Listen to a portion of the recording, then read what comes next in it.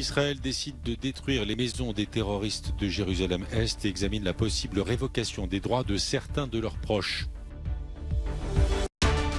L'Iran dénonce une attaque de drone sur un site militaire et déplore un incendie sur une raffinerie. Dans un cas comme dans l'autre, Téhéran ne formule pas d'explication.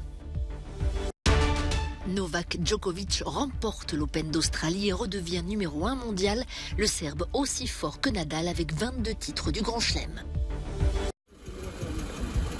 Un soldat israélien patrouille le long de la frontière avec la Syrie sur le plateau du Golan après l'annonce par Benjamin Netanyahou du renforcement des forces de sécurité.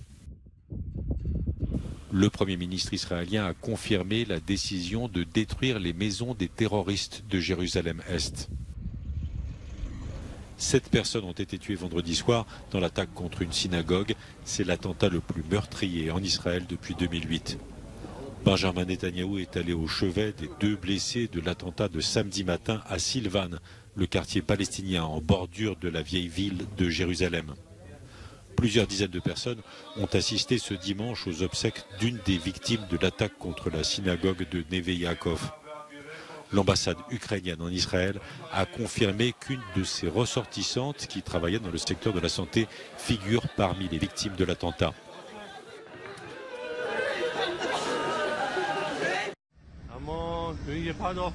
Un drone abattu par la défense antiaérienne iranienne, c'est ce que pensent les témoins de la scène sur cette route d'Ispahan. L'une des 3 bombes aurait touché un site militaire sans faire de dégâts importants.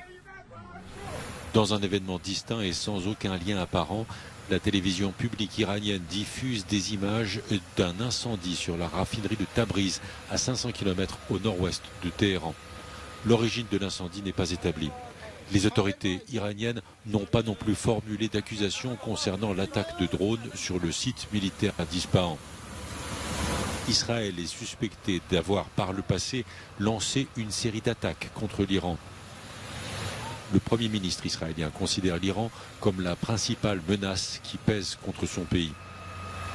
Une source diplomatique citée par l'agence Associated Press évoque également les vives tensions entre l'Iran et l'Azerbaïdjan. 58,32%. C'est avec ce score historique que Petr Pavel remporte haut la main l'élection présidentielle tchèque. L'ancien militaire a su gagner la confiance des électeurs avec son calme face à une campagne agressive et mensongère de son rival Andrej Babiš. Je constate que des valeurs telles que la vérité, la dignité, le respect et l'humilité ont prévalu dans cette élection.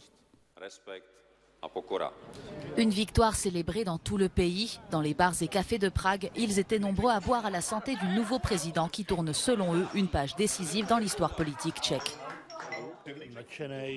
Je suis ravi qu'après 20 ans, nous ayons un président dont nous n'avons pas à avoir honte. Ce n'était pas truqué et la vérité a finalement triomphé. Ancien chef d'état-major de l'armée tchèque et président du comité militaire de l'OTAN, Petr Pavel sera investi président le 8 mars prochain. En pleine crise économique, les Tunisiens sont appelés ce dimanche à élire un parlement au pouvoir limité. Des législatives boycottées par l'opposition qui parle de dérive dictatoriale. C'est la dernière étape d'un retour à un système ultra-présidentialiste. Objectif de Kais Saied depuis son coup de force de l'été 2021. Les regards sont donc braqués sur la participation. Seuls 11% de votants au premier tour, soit près de 90% d'abstention. Ce parlement n'accordera pas la confiance au gouvernement. Il ne pourra pas le censurer et le président ne pourra pas être destitué. Même pour faute grave. Novak Djokovic de retour au sommet. À Melbourne, le Serbe remporte son 10e Open d'Australie face au Grec Stefanos Tsitsipas. 3-7, 6-3, 7-6, 7-6. Il égale ainsi le record de 22 titres du Grand Chelem de Rafael Nadal et retrouve la place de numéro 1 mondial. Expulsé d'Australie l'an dernier avant le début du tournoi faute d'être vacciné contre le Covid-19, Djokovic avait assisté impuissant au retour en force de Nadal, sacré à Melbourne puis à Roland-Garros. Il aura fallu attendre Wimbledon et le majeur australien pour que le Serbe revienne à la hauteur de l'Espagnol.